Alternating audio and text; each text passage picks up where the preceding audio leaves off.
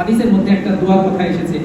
আল্লাহ নবী সাল্লাল্লাহু আলাইহি ওয়াসাল্লাম বলেছেন, মা মিন আবদিন ইয়াকুলু ফি সাবাহি কুল্লা ইয়াউমিন ওয়া ফি মাসাই কুল্লা লাইলাতিন, কোন বান্দা যদি প্রত্যেক ফজরের ফরজ নামাজের পরে এবং মাগরিবের নামাজের পরে এই দোয়াটা পাঠ করে, বিসমিল্লাহিল্লাযী লা ইয়াদুররু মা ইসমিহি শাইউন ফিল আরদি ওয়া লা ফিস সামা ওয়া হুয়াস সামিউল আলীম।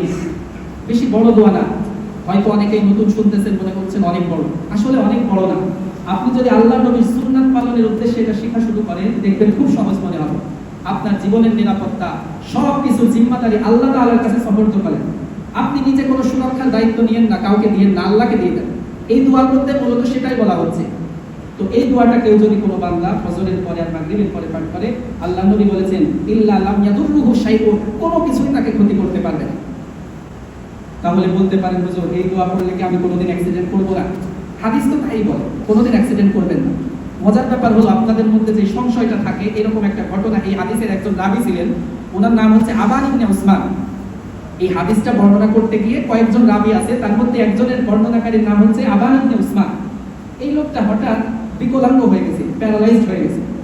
তো এই হাদিসটা প্যারালাইজড অবস্থায় উনি বলতেছে একজন, সাপোজ মনে করেন আমি আপনাদেরকে বলতেছি আমার একটা হাত অবশ, একটা ক্ষতি হয়েছে না?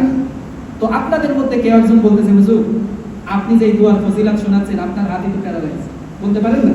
তো আবান ইবনে উসমানকে যখন এই হাদিস বর্ণনা করে শোনাচ্ছে, শ্রোতাদের মধ্য থেকে একজন তার দিকে একটু বাঁকা নজরে তাকাইছে, বোঝাতে যাচ্ছে, রিয়া তুমি হাদিস শোনা, অথচ তুমি বিকলাঙ্গ, তুমি প্যারালাইজড হয়ে বসে আছো। তো আবান ইবনে উসমান বিষয়টা বলছে যে উনি আমাদের কিছু একটা বোঝাতে যাচ্ছে।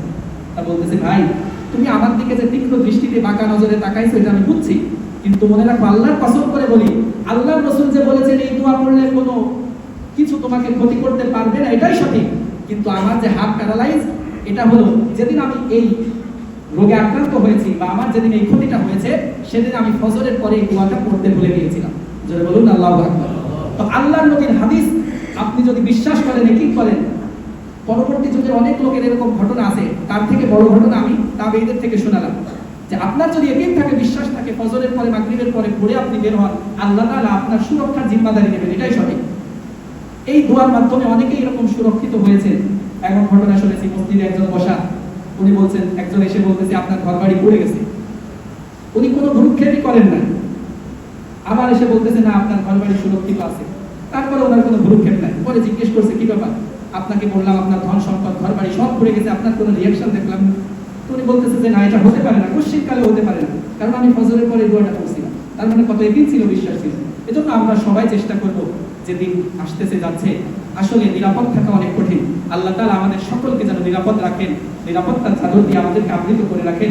ওসিলা মাধ্যম হিসাবে আমরা হাদিস থেকে এই দোয়াটা শিখে নিতে পারি। আল্লাহ তাআলা আমাদেরকে তৌফিক দান করুন।